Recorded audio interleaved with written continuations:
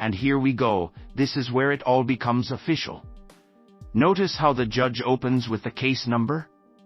That's the legal equivalent of slamming the gavel. Everything from this point is now on the record.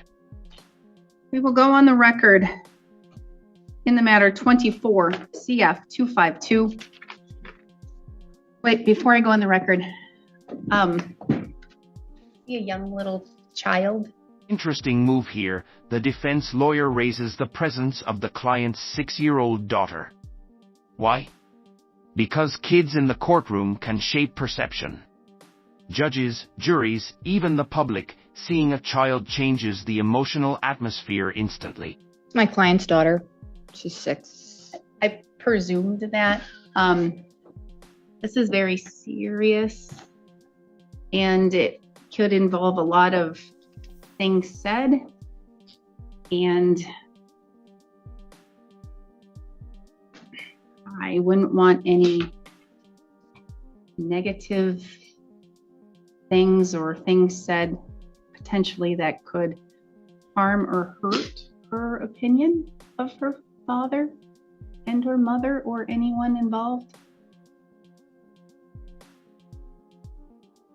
You're the mom? What do you think? This will be a while, but I know that you were involved. She was as well. I just have a fear of court cases, especially serious ones, impacting children. Okay.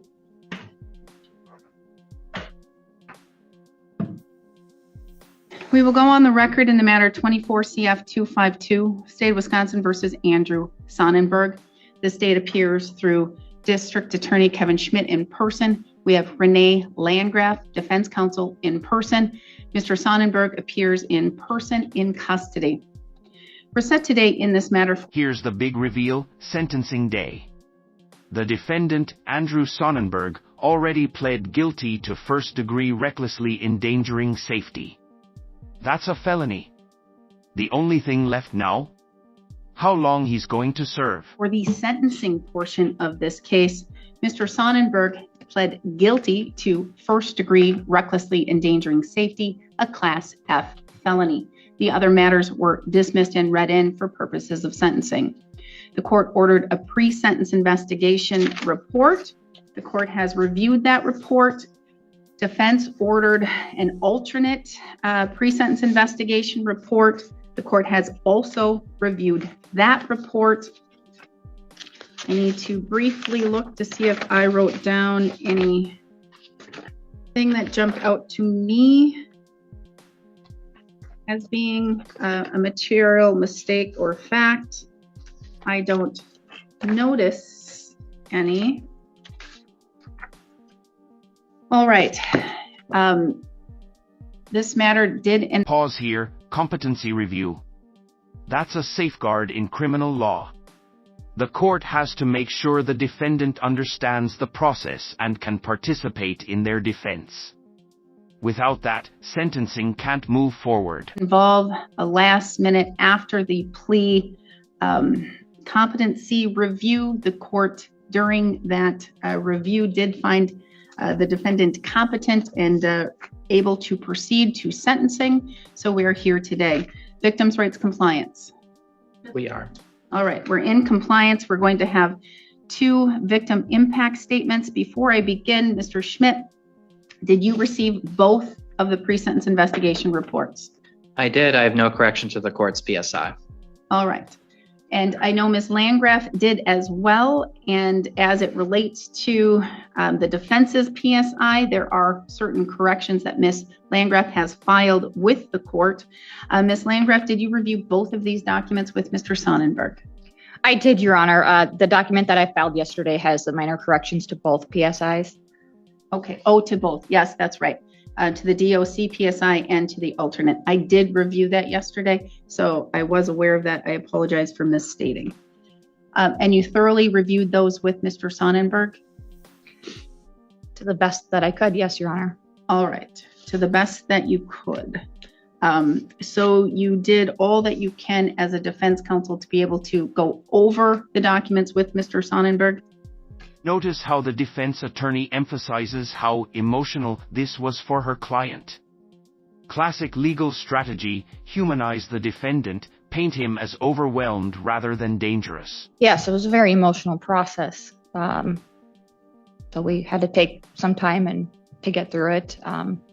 Instead of just reading word for word, I kind of translated the paragraphs into my own words to let Mr. Sonnenberg know what was being conveyed. All right. And for the record, you are a very experienced attorney, very good at your job. And in certain aspects, you do that as well with the plea question and waiver of rights. That's your own form, your own computation of that. But it has always been accurate and correct in the court's view of when you have done that. Mr. Sonnenberg, I know that this is an emotional day for you. It's a serious day for you. Did you have enough time to go over both of these documents with your attorney? Yes, Your Honor. And did you understand what these contain? Yes, Your Honor. A little bit, yeah. Did you find were there any material facts or anything that was wrong that you want to correct to the court other than what Ms. Landgraf has filed? No. No. All right. And I'm going to say, Ms. Landgraf, if he is going to make a statement, I will need that microphone down because it's hard to hear him. There we go. All right. We don't need to do that until you actually type. Off the record. Quick sidebar: did you catch that? He's not handcuffed. Instead, he's in a brace. That tells us the system considers him injured but still potentially dangerous. Look at how much attention is given to security.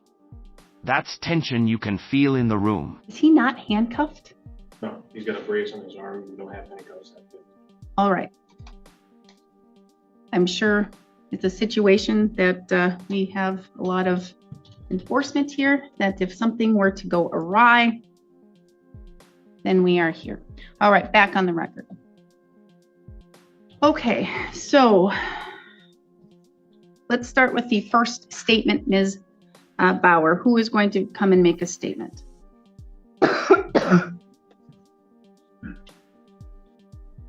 That black desk. Off the record again, I would feel more comfortable if we had a law enforcement officer on that side as well. Thank you.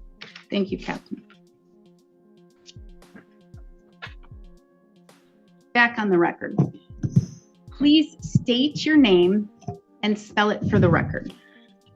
Colin Gerald O'Toole, COLLIN GERALD_TOOLE. All right. Officer O'Toole, if you would like to please present your statement to the court. And if you're reading something, please read it slowly so that the court reporter can take down everything. And if this is going to be emotional for you and you need to stop, that's fine. I'd rather have you stop and take a breath than to not understand what you're saying. Okay. Okay? The first one will be for Officer Zjac, who couldn't be here today. And here it comes, the emotional hammer of the case. Victim impact statements. These aren't just personal stories, they're designed to show the judge the human cost of crime. Trust me, they can influence sentencing in a big way. Your Honor, on the evening of December 16, 2024, my life could have been taken from me. On Monday, December 16, 2025, at approximately 5:55 p.m., I was nearing the end of my shift. It had been a long day, and I was with Officer O'Toole, who was in phase 3 of his field training. We had just cleared the Burnett County Jail after handling another incident and were heading home for the night. As I pulled into my driveway, a call came over the radio, one that instantly made my heart sink. It was from St. Croix Tribal Dispatch, relaying a 911 call that had came in at Burnett County Dispatch. Raina LaPointe, the mother of Monica, said Andrew was drunk and had locked Monica in the bathroom. He wouldn't let her out. I knew Andrew. I knew his history. I knew what he was capable of. A man I knew from prior violent incidents. Monica had a restraining order against him. I knew he was capable of harm. I knew she was in danger. And I knew that if I waited or checked off duty, as I was just minutes from doing, someone could have been hurt or worse, killed. What happened next changed the way I will respond to calls for the rest of my life. Monica had a protection order against him for a reason. He's a big man, aggressive when intoxicated. And Monica is significantly smaller, far more vulnerable. My instincts told me there wasn't time to wait. There wasn't just another domestic call. This was a situation that could turn deadly if we didn't act fast. I pulled out of my driveway and responded emergent. I wasn't going to let Monica become another name, another statistic, another woman failed by timing and hesitation. At 6:02 p.m., I arrived. A familiar sedan was parked in the driveway, Jamie Long's vehicle. She was sitting inside. As I walked past, she looked at me with wide, anxious eyes and said the word I'll never forget. Andrew's inside. When I arrived on scene, Officer O'Toole, my trainee, was right behind me. As I approached the split-level home, I saw Monica standing in the foyer, terrified. The front door was wide open, and I could hear crashing, yelling, and chaos inside. Then the words no officer wants to hear. He's getting a knife. Seconds later, I saw Andrew sprint up the stairs into the kitchen, and then the crashing grew louder. He was tearing through drawers, and I knew exactly what was coming next. 4 strikes of the knife against the glass. Imagine being on the other side of that door. This isn't Hollywood suspense, this is real life, and officers are trained that seconds can decide life or death. I secured Monica out of the house and turned to confront what I feared would be the final seconds of my life. Andrew came charging down the stairs, full sprint, straight at me, wielding a large kitchen knife. The only thing standing us was a storm door, already damaged, the latch broken. He began slamming the blade against the glass. Full 4 strikes, not tapping, not threatening. He was attacking with the clear intent to kill me.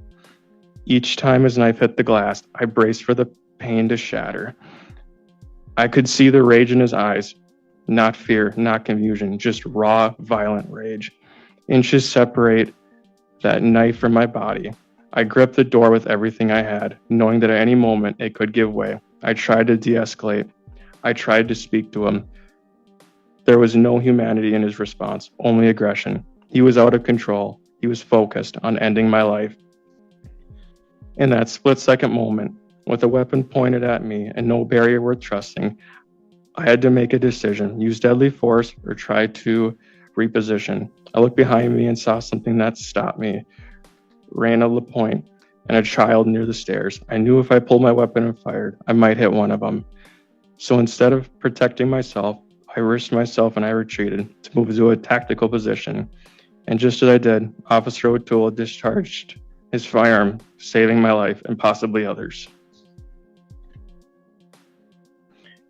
Afterwards, I helped render aid to Andrew because that is our duty as officers. But it does not erase what happened. It does not take away the fear, the trauma, or the reality that I came within inches of being stabbed to death while doing my job, while protecting others.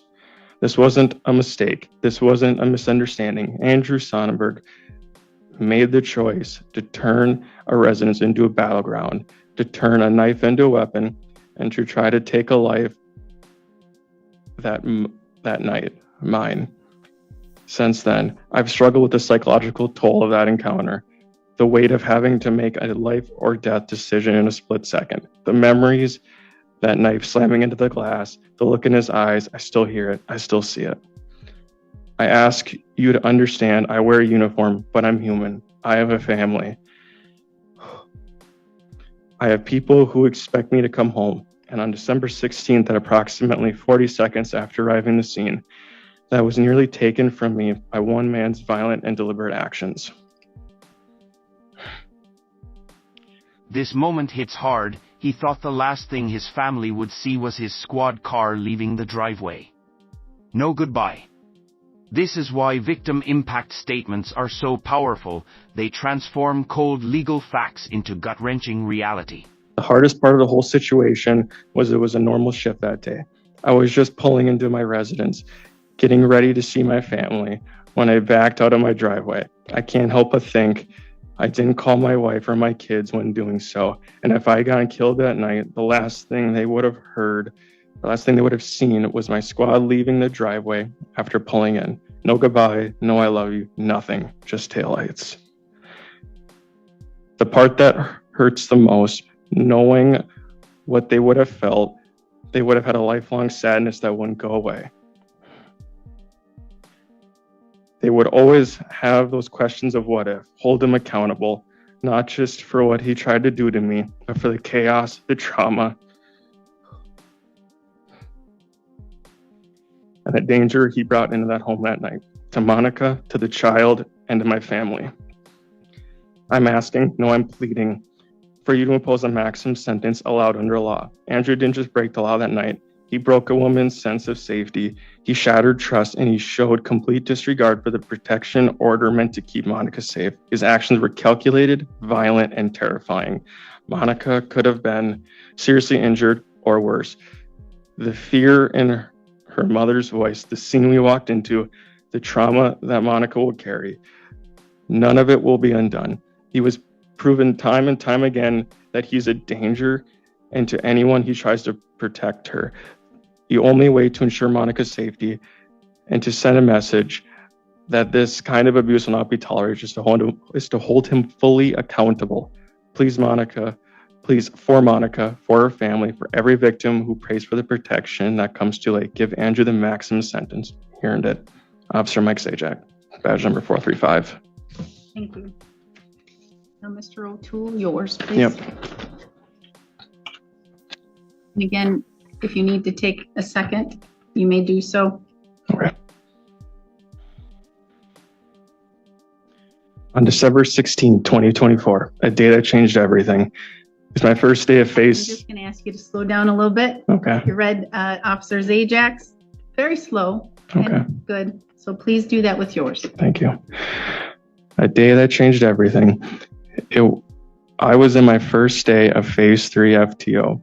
I was so new that I didn't even know if I had my badge on correctly. At 6:02 p.m., my career changed. My family changed. I changed.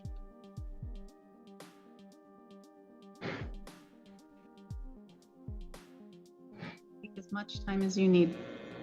It's a little bit more difficult, I'm sure, reading your own versus somebody else's.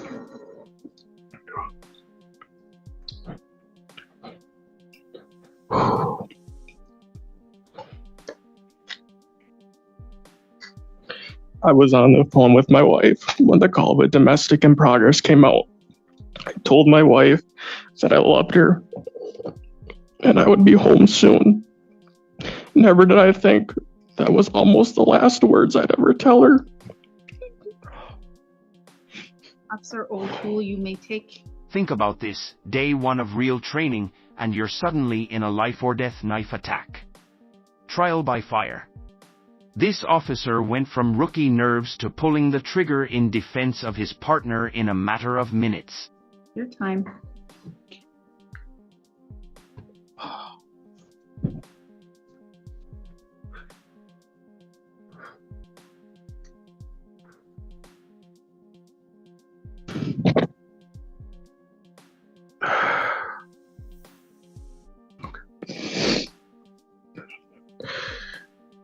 Never did I think I wouldn't be able to tell her I was okay, how much I loved her, or how I almost didn't come home. Being so new, I showed up to the wrong address. I thought I was going to get made fun of for it. Little did I know that mistake most likely saved my life. Mike and I arrived at the same time, hearing screaming of "he's got a knife." When I noticed Andrew coming down the stairs, knife raised above his head, coming for Mike and I. My only thought going through my head was my family and my partner's family.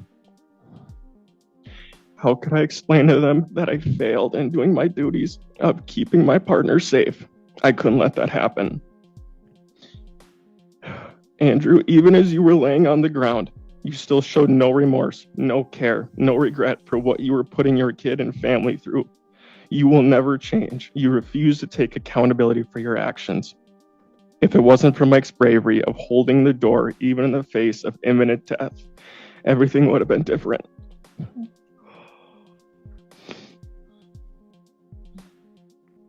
If it wasn't for my first FTOK teaching me and preparing me for my career ahead. I'm going to guess by FTO, you mean field training officer? Yes, my field training officer, Kate Barker. Teaching me and preparing me for the career ahead, everything would have been different. If it wasn't for me going to the wrong house, everything would have been different.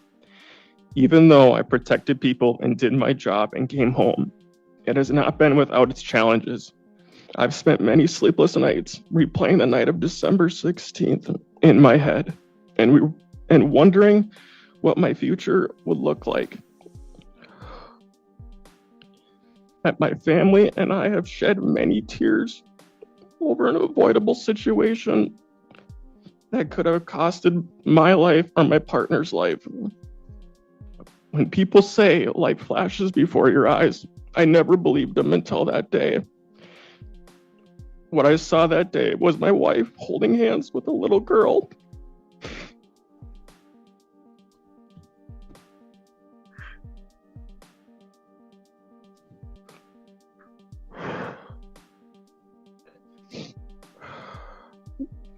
I knew if I didn't stop Andrew, I'd never get to see this future with my wife. I believe that was God telling me what he had planned for me.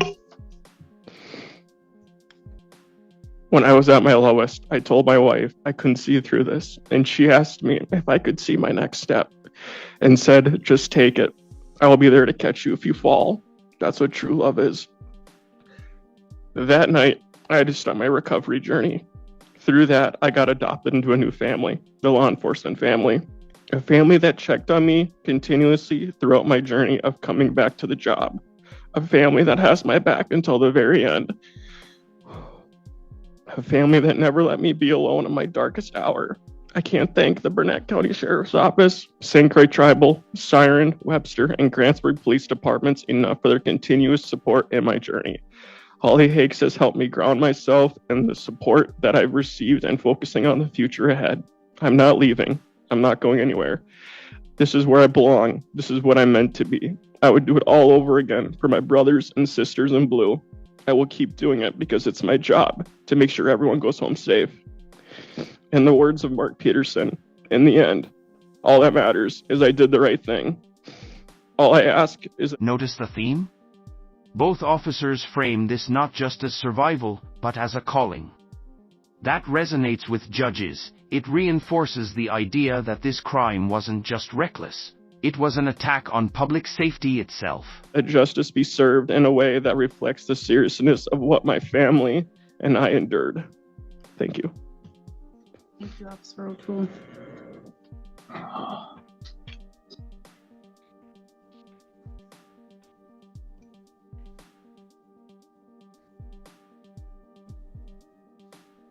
All right, Mr. Schmidt. Argument and sentencing recommendation, please. Thank you. A segment in here, I'm going to switch to playing some video footage for the court. I'll let the court know when I'm going to do that. I've already set it up with the clerks prior to the hearing. Thank you for doing that. The state's recommendation here is going to be towards the high end of the court's PSI recommendation. I'm going to be recommending 7.5 years initial confinement and 4 years extended supervision, which is the top end of that. All right. The driving factors of my recommendation are, I think, in order that I think the court should prioritize them, which is incapacitation, specific deterrence, rehabilitation, and general deterrence. I think it's most appropriate for me to start with my argument based off of the presentation by the officer here, reading Officer Zjac and Officer O'Toole's statements, by emphasizing how really dangerous this offender is. You heard some of that alluded to by Officer Zjac's statement. His criminal history is just riddled with either dealing convictions or battery convictions or read-ins. Most people who were talked to by both PSI writers, both the one who prepared the sentencing memorandum for the defense, as well as the DOC agent who prepared the courts, referenced multiple incidences across Mr. Sonnenberg's life in particular, where Mr. Sonnenberg was in possession of knives and a need to disarm him. That's been like a recurring thing mentioned in those PSIs. The instant case involves him stabbing at and chasing two police officers before they really even had a chance to say much of a word to him. And here's where the prosecution drives it home, the history of knives. Not just one bad night, but a pattern. Prosecutors love patterns, they prove risk, they prove intent, and they convince judges this isn't a one-time mistake. It was just wanton and pointless and potentially lethal. That's where I should start with it, the actual fact pattern here, and the dangerousness of it. Two tribal police officers were called with what initially sounded like a domestic call, an unwanted person call, a violating a restraining order call. You've heard some description of it already. As they approached the building, dispatch warned them over their radio of an ongoing shouting and crashing in there, as well as mention of a knife. As they approached the front door, Monica Martinson left the residence while warning the police that Sonnenberg was getting a knife. As she exits, when you watch Officer Zjac's body cam, Andrew Sonnenberg is at the top of the stairs with both knives in his hands, two of them. Officer Zjac closes what I think could be fairly characterized as a rather flimsy storm door as Sonnenberg barrels down the stairs and charges at the door and collides with it with full force and the momentum of charging down a flight of stairs. He changes his grip on the knives to get a firmer grip on the largest knife and to adjust it for downward thrusts towards the glass pane of the storm door. He swings in particular directly in the direction of where Officer Zjac is behind the door, bracing it with his foot to prevent it from opening, to prevent Mr. Sonnenberg from gaining access to himself as well as to Monica, who had just left the building. Zjac moves back from the knife thrust, moving back from the door, and immediately Sonnenberg bursts through the door with both knives, one in each hand, charges at the police, and is quickly stopped by the fast actions of Officer O'Toole. Because there was so much talk about this incident in the PSI, that's why I think the court really, to understand the dangerousness, as well as I think the fastness of it, how much happens in such a fast period of time, I'm going to need to play it for the court. I'm going to be playing the segment of this from both Zjac's perspective as well as O'Toole's. It's going to be less than 1 minute of video from each of their body cams. That's how much happened in such a short period of time. When we do... Now, this is rare in sentencing, body cam footage. Why? Because the raw video strips away all excuses. The judge won't just hear about the danger, he'll see it, frame by frame. Suppression motions, when we analyze constitutional issues, something the Supreme Court really tells us is to consider the fast need to respond and make a decision, the snap judgments law enforcement needs to make for safety reasons every day. And I think this really emphasizes why that exists, why that's a matter of law and not just a matter of fact. I want the court to watch for the things I just described. I want the court to watch in particular for this one. So I'm going to start that now. Before he does that, my client would like to leave the courtroom for the video playing. Yes, All right. I do have to require him being here for the sentencing portion, but for the video portion, does that go into your argument? Do you talk while the video plays, Mr. Schmidt? I was going to. Can you refrain from doing that? What I'll do then is I'm going to play each of their videos twice and then I'll comment later. The reason I'm playing it twice is just it's so much so quickly. All right. Law enforcement comfortable with that and bringing him to the elevator or elevator room? All right, thank you. Then we can remove Mr. Sonnenberg for the playing of the video portion only. Okay, so should be on. Perfect.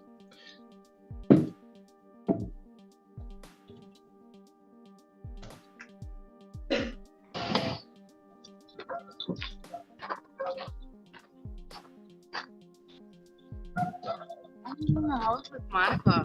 Yeah, I know. Okay.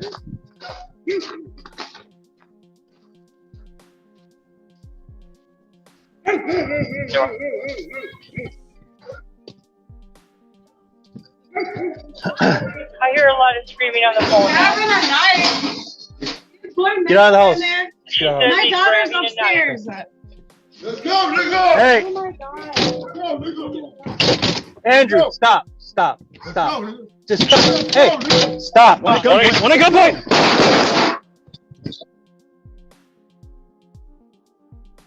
One more time.